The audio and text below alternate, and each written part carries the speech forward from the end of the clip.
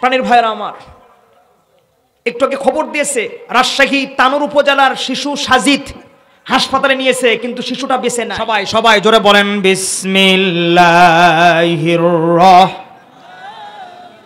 ওয়াত্তাকু ইয়াওমান তুরজাউনা ফীহি ইলাল্লাহ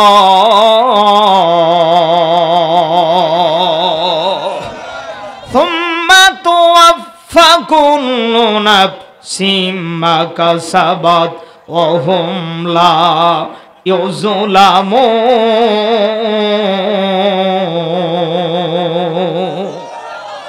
প্রাণের ভাইরা আমার, একটু আগে খবর দিয়েছে রাজশাহী তানোর উপজেলার শিশু সাজিদ হাসপাতালে নিয়েছে, কিন্তু শিশুটা বেঁচে নাই।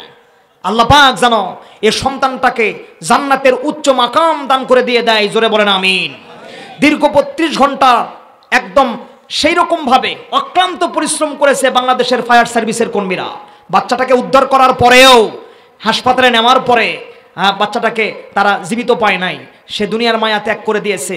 আসলে ৩২ ঘন্টা ছোট্ট ৮ ইঞ্চি বা ৬ ইঞ্চি একটা বাইবের মধ্যে ২ বৎসরকার শিশু সন্তান যে এই ৩২ ঘন্টা ছিল, এটা আল্লাহ পাকের একটা কুদরত। সন্তানটা বেঁচে না।